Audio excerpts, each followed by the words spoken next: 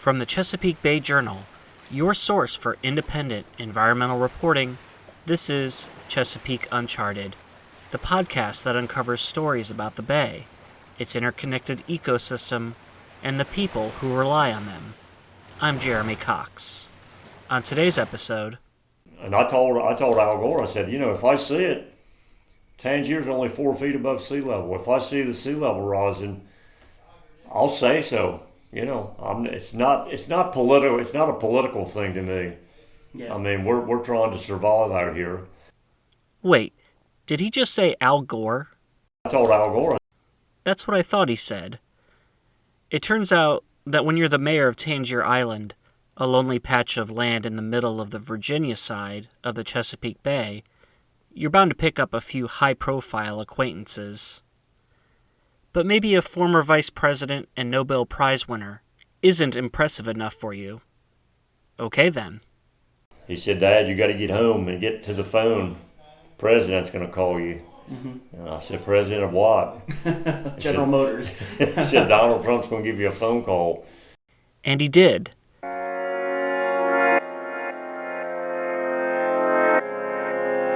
For about 10 minutes, James Eskridge, better known by his nickname Ooker, had the President of the United States on his line. The topic that dominated their conversation was climate change, or rather, their shared skepticism that we humans are to blame for a warming planet. We both agree that I don't think man's the main cause of it. I think a lot of it is natural, and we're not going to be able to control it, really. There were plenty of news-making moments during the Donald Trump presidency. So many that you would be forgiven for having missed this episode. But the people of Tangier certainly haven't forgotten. Since that day in the summer of 2017, media outlets from 36 countries have descended on the island. And some countries have had multiple groups here, like Denmark, Norway, Germany. We've had folks here from all over Europe, Australia, Japan, South Africa. We even had some reporters here from Tangier, Morocco. They wanted to come, so. I'm no fan of jumping on the media bandwagon. When I initially drew up the list of stories I wanted to do for this season of Chesapeake Uncharted, I'll admit that Tangier Island wasn't on it. It's been done to death, I said to myself. But a chance email and a friendly invitation persuaded me to come out and take a look myself. This episode grew out of my 3-day, 2-night trip to the island this past spring, a trip that changed my perspective on the isolated community.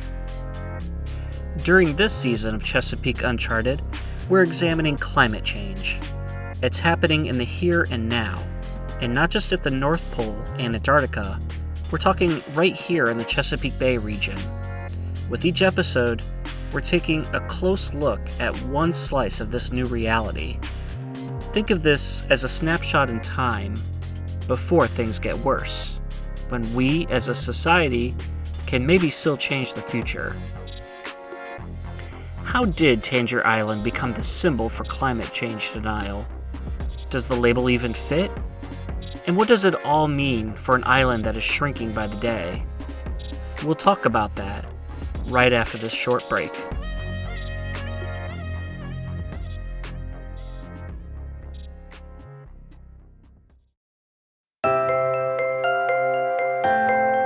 Chesapeake Uncharted is brought to you in part by Greenfin Studio, offering marketing and communications services for a greener world.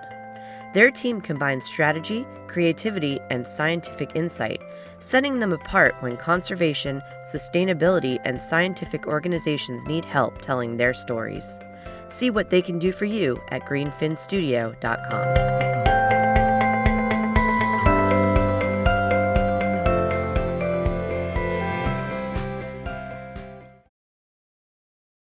Welcome back. Today we're spending some time getting to know Tangier Island. The dominant narrative in most news coverage is that the people here dismiss climate change as a fact, even though the evidence is all around them. It's been a few years since a CNN climate change town hall and a Donald Trump phone call, put the island at the center of the country's climate debate. Maybe a new reckoning is in order. Tangier is one of only 2 inhabited islands in the Chesapeake that aren't connected to the mainland by a road or a bridge. You can only get there by a boat or a small plane. I opted for the boat. Awesome. How often do you think you make this run? Well, I do it 7 days a week year round. It's beautiful. It is beautiful, isn't it? Yeah, Nice, pretty weather. Mark Haney is at the helm of the Tangier Island ferry.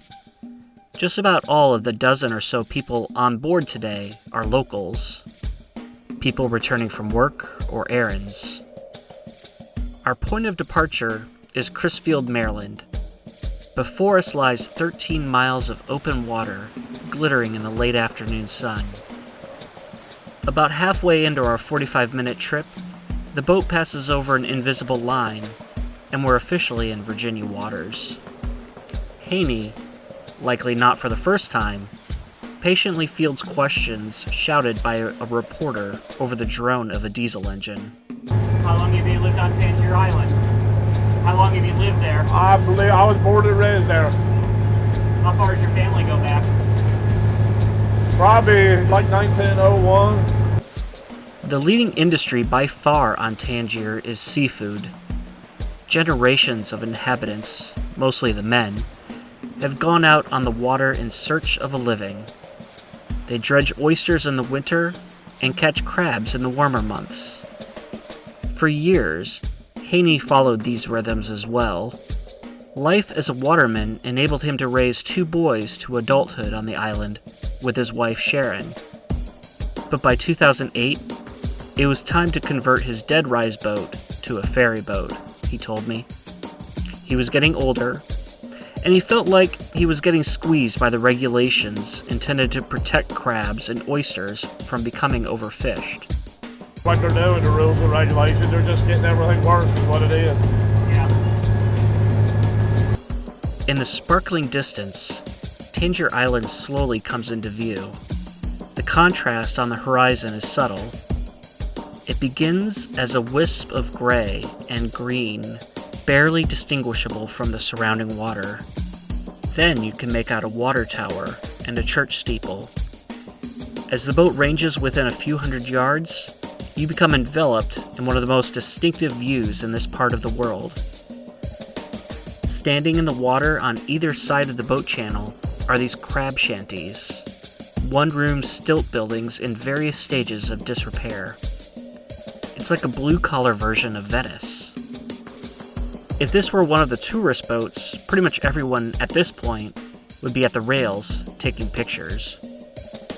Haney says that what's happening on this side of the island, the east side, threatens Tangier's way of life more than any regulation. What's happening on the east side? Well, it's eroding. No protection, so just steady eroding away. How quickly? Like, can you tell? Yeah, you probably can tell each year. I mean, probably 8 or 10 feet each year. An oft-cited study by the U.S. Army Corps of Engineers in 2015 estimated that since 1850, Tangier has lost 2/3 of its landmass to the Chesapeake Bay. Talk to anyone on Tangier, and you're likely to hear them blame erosion for causing the island to shrink. And on this point, climate scientists totally agree. Relentless waves and high tides are tearing the island's marshy edges away, chunk by chunk. Where the two sides diverge is over the cause. Mayor Eskridge puts it this way. And as far as the sea level rise, it may be happening, but it's just, it's so slow that we're not paying a lot of attention to it. Our main concern is erosion, and you can see the effects from erosion almost daily. Right. So that's what we're focusing on. I mean, erosion would destroy Tangier long before sea level rise would. For their part, scientists say that the sea level has risen about a foot in the region over the past century for two reasons: from a warming climate and a sinking land surface. As we discussed a few episodes back, much of the lower Bay region is sinking because the underlying continental plate is still settling back into place from the past ice age more than 10,000 years ago. In addition, climate change is fueling stronger storms, most researchers think. The waves they whip up just eat away more of the land. Now, that Army Corps study I mentioned earlier, it predicted a dire future for Tangier Island. It estimated that the combination of sea level rise and erosion would obliterate most of the landmass by the year 2063. Higher ground along the 3 developed ridges would still peak above the water, but without its buffer of muck and marsh, those shards of land would be vulnerable to being washed over by passing storms. In the absence of significant flood protection measures, the authors concluded, the people of Tangier are in danger of becoming, quote, the first climate change refugees in the continental United States, end quote. Mayor Eskridge agrees that, yeah, Tangier is in trouble, just not for the reason that the experts say. Like I said, I agree. The climate is changing. I'm just not convinced man is the cause of it. Okay. I mean, I think it's out of our control, really, and I think man is giving himself too much credit if he thinks he can control the climate. Imagine being a climate change believer with no illusions about the likelihood of Tangier Island's demise, and deciding to move there anyway. It's time for me to introduce you to Norman St. Pierre. St. Pierre is the Cassandra of our story. Like the figure from Greek mythology, he sees disaster in the future, but many of his neighbors on Tangier Island don't see it that way. So, unlike many people on this island, you are not a climate skeptic. Oh, no, I'm a scientist, and the data, it's clear. This train has left the station. It was my email exchange with St. Pierre that brought me to Tangier and to this story. Like he said, he is a scientist. His area of expertise is animal nutrition, specifically cows and chickens.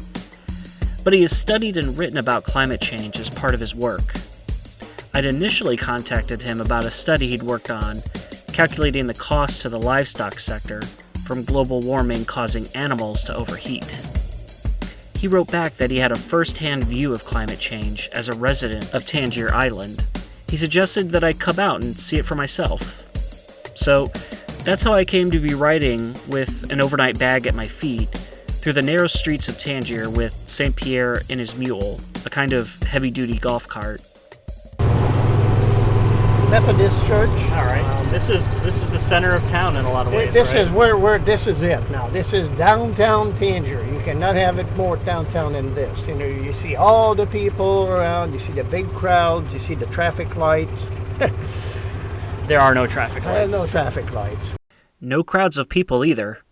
Since 2010, the population has plummeted 40%, from 727 residents to 438. Like much of rural America, the island is fighting the brain drain, watching its young go off to college, never to return. The only industries are seafood and some tourism. As Haney pointed out, it just keeps getting tougher to make ends meet working on the water. So many young men have turned to working on tugboats.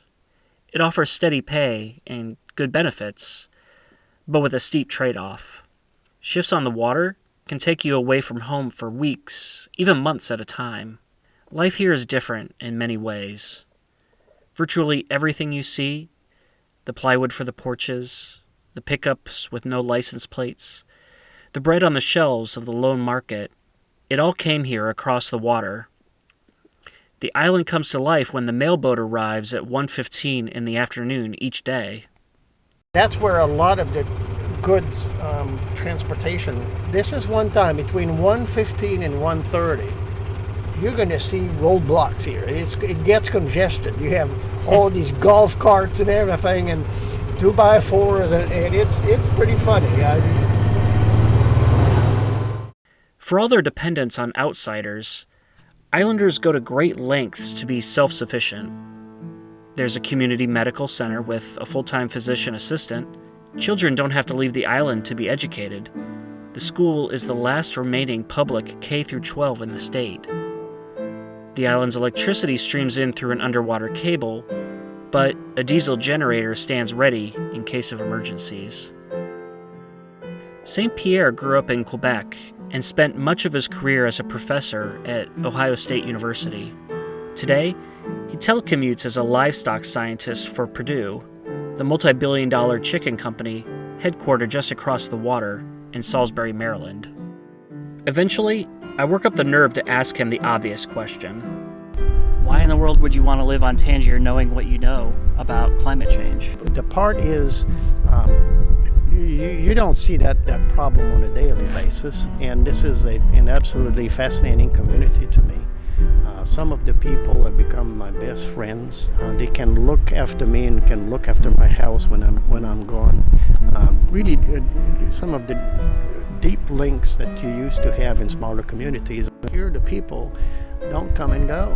They're here, and I'm the one that just came in from, like the Canada Geese. They just slowly flew in. To say Tangier residents have an independent streak would be an understatement.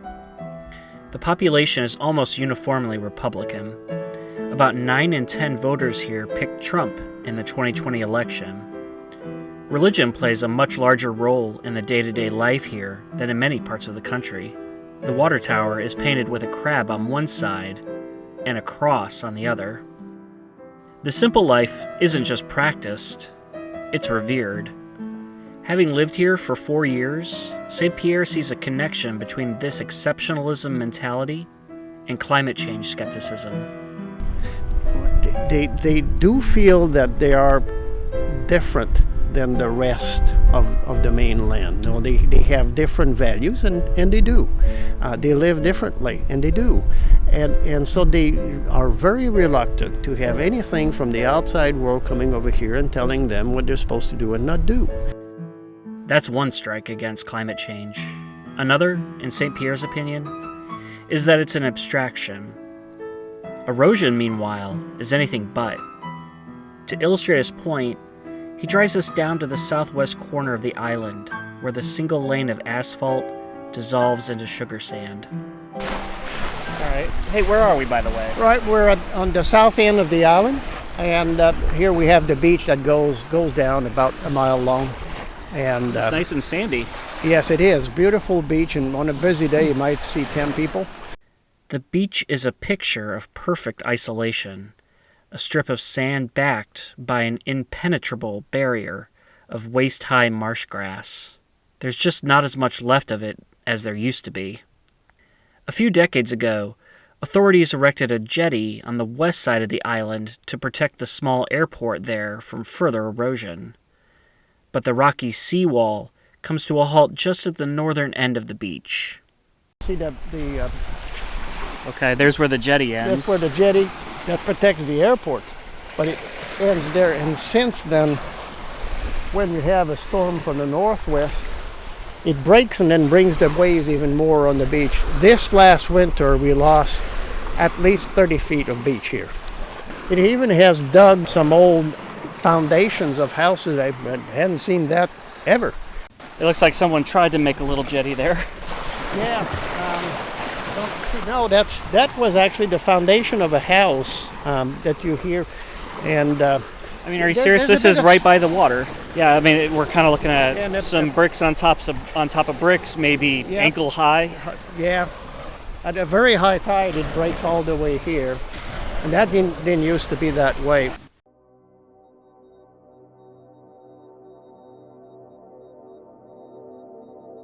So, erosion is this dramatic force in your life if you live on Tangier. But what about rising water? If you live here, how do you see a rise of 6 to 8 inches of water in a century? You don't see that, and so because you don't live that long, and so but because you have the tide and the water and so on, the very very high tide, and you just The tide varies by up to, 2 feet, you were saying? Yeah, 2 feet normal, and sometimes it will be 3 feet, and so it gets lost in the noise. You could maybe start to see things from a Tangier native's point of view here. Sea level rise is glacially slow, or at least it has been. If it's happening at all, it's beyond your senses, anyone's senses really, to notice it. Now you're just supposed to accept some scientist theory that what you're seeing isn't what you're actually seeing? Good luck with that. Again, Mayor Eskridge. That same summer after talking to the president, I went to New York City. CNN invited me to do a town hall with Al Gore, some other guests. I told him, I said, we don't see it. Like, the reason we're focused on the erosion, we can see it. We can see it happening. Sea level rise, it looks like it did when I was a child, as far as the sea level.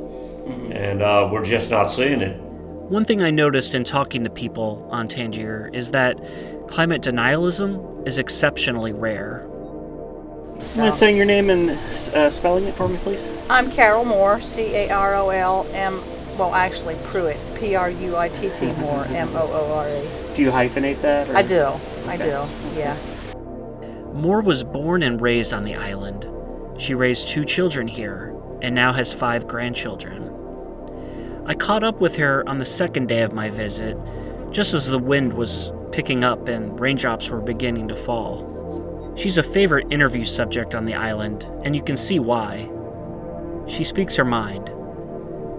Moore repeated what others had told me about how the east side of the island has been breaking apart at an alarming rate. So I asked, "What's causing this?" What's causing this? I don't know what to say. As I told you before, I'm not a big believer in climate change and global warming, but I'm not stupid either. They exist, but that's not what's causing Tangier's demise. Erosion from the storms, the constant wave action, the constant winds, the constant tide, the constant current. It's just, I can see it from one time to the next when I go in the boat. I can see the land loss from one week to the next. I can see it. her patience has long since evaporated for people who paint islanders as rubes who supported Trump against their own best interests. From the comments that I read about stories like you are doing, it's like, let them go, let them go. They voted for Trump, let them go. I'm sure you read that. Well, it was... It's something you saw. Yeah. Oh, yeah. Let them... like idiots, 86% of the population voted for Donald Trump. So, woo, let them go. Let them go, as in, let them drown, basically.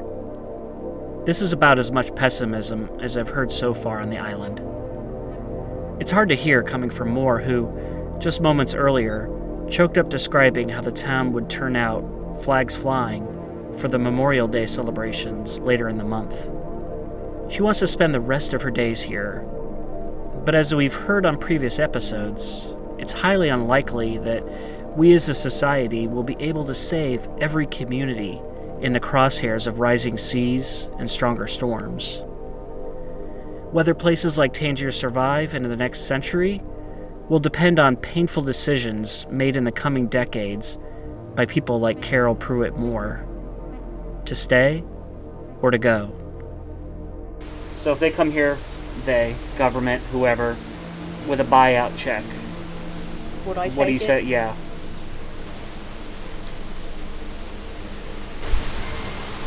I wouldn't think so. But with the hesitation, I wouldn't think so. No, see, that's something I wouldn't know. I don't know. I mean, if I had the assurance that I would be able to live on Tangier for the rest of my life, no. But if I knew a storm was coming to take us away, yeah. Yeah, no, you paused a lot longer than I thought you would. I thought it would just be a no-brainer. If you had asked me that maybe 3 years ago, it would have been no. What happened? I see that the government and the state of Virginia has forgotten about Tangier. sometimes I feel that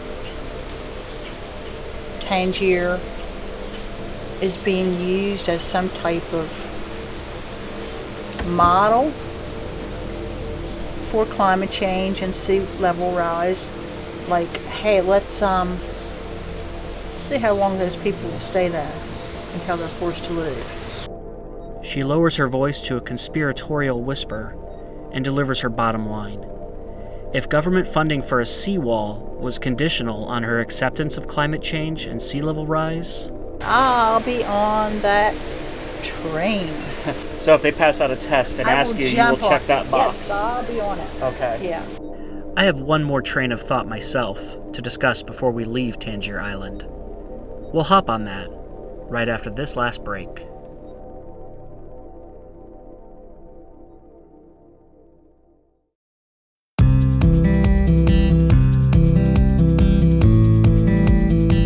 Hi, this is Laura Lutz, editor at the Chesapeake Bay Journal. I hope you're enjoying our podcast, and I'd like to invite you to join the community of Bay Journal readers. If you care about climate change, wildlife, clean air, healthy communities, and of course the Bay and its rivers, you'll find news you can use at the Bay Journal, along with some great ideas for outdoor travel. Our subscriptions are free. Check us out at bayjournal.com and click on subscribe to start receiving the best independent environmental news in the Bay region.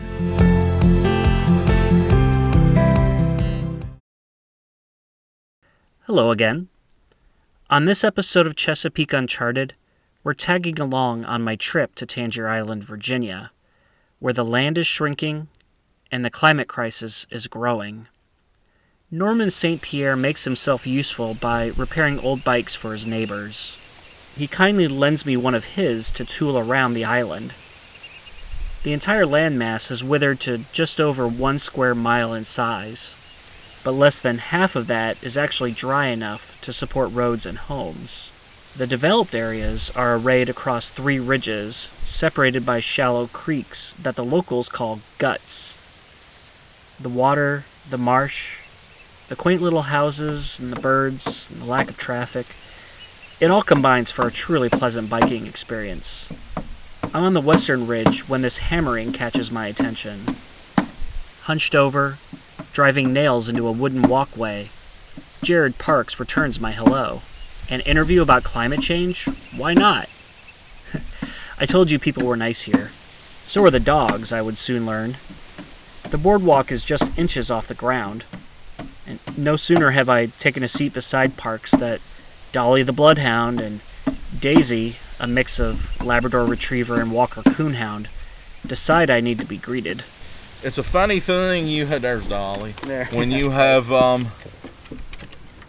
small community like this, Daisy, get out of his face. Come on. Parks is about 40 years old with 2 lanky sons. He worked for the State Marine Patrol for 13 years. A tough gig when many of the people you're sighting are your neighbors. Now he runs his own construction company, toiling exclusively on Tangier and Smith Island in Maryland, the other Chesapeake island that can't be reached by car. One of his specialties is something you don't ordinarily see elsewhere, but is pretty ubiquitous here. I'm not sure there's much call for golf cart ramps on the mainland, but I build golf cart ramps and raised walkways. A lot of raised walkways. What's the deal with golf cart ramps? Why do they people raise want them up so if we have a catastrophic high tide, they'll be above the water? This walkway outside his home has stood up well against the elements, but the periodic washing in and out of the salt-infused water has rusted the nails over time. Screws rusted out, so I'm just nailing them down so nobody trips up and gets hurt. Anything to extend life as he knows it on Tangier. That goes for bigger fixes too. The island will need help, federal help, to survive, he says. This time, its people can't just fend for themselves. So many people get hung up on, well, I don't believe in sea level rise. Okay, I mean, call it whatever you want. Something's happening. Whether it's sea level rising or climate change or tidal erosion or whatever it is, something's happening and Tangier needs to be helped. Like with Moore, I ask if he would take a buyout check and run to higher ground. How much are we talking about? No, I'd like to stay. I mean, I'd really, I wouldn't want to say that, I left just because they waved a hefty sum at me, just because they wanted me out of here. The 2015 Army Corps paper suggested that the cost of preserving Tangier Island would be $20 to $30 million. You can bet that number has grown since then because of the recent inflation and surge in price of construction materials. Some help did arrive last year with the completion of a new $2.6 million jetty on the west side of the island. The 500-foot breakwater was built just north of the airport jetty. It protects a key navigational channel that sweeps along the northern face of the island. The project had languished for years on the Army Corps' nationwide backlog.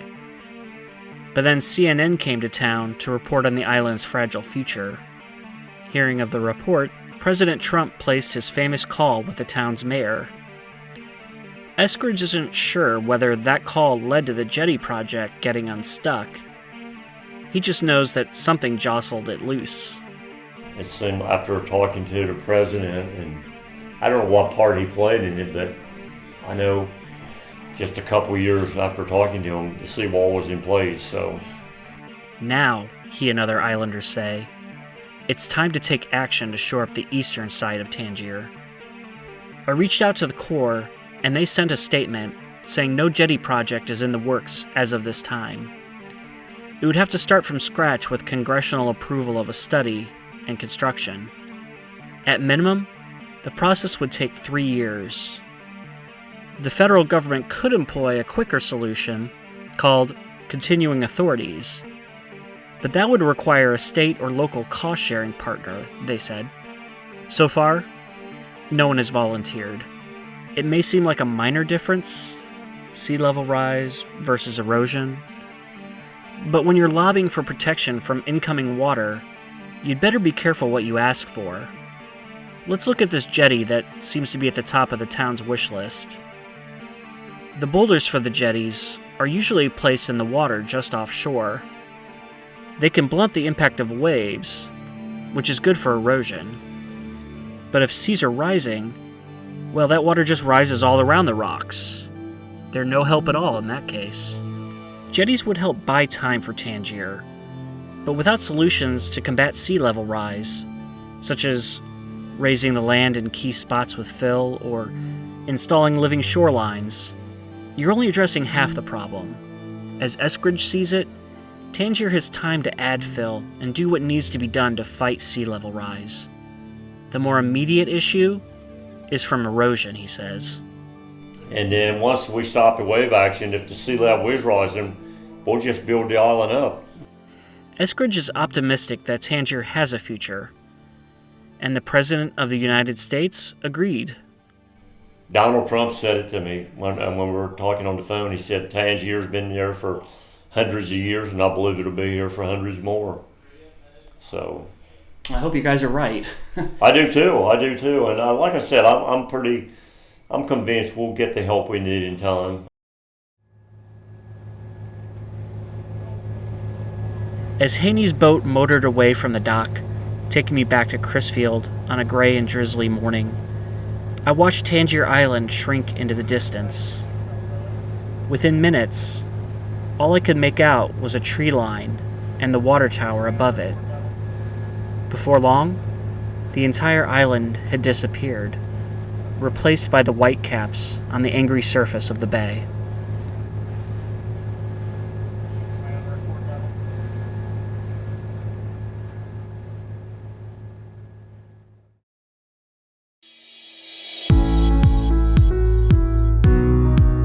Thanks to Greenfin Studio, which combines creativity and communications savvy with scientific insight. Visit greenfinstudio.com to see how they can help your organization engage a wider audience. Chesapeake Uncharted is brought to you by the Bay Journal, your source for independent environmental news in the Chesapeake region. Production for this episode was by me, Jeremy Cox. The story was edited by Laura Lutz. Our marketing and advertising director is Jackie Kane. You can find more episodes of Chesapeake Uncharted on your favorite streaming service or at ChesapeakeUncharted.com. If you like what you're hearing, sign up for a free Bay Journal news subscription at BayJournal.com. Until next time, this has been Jeremy Cox. Take care.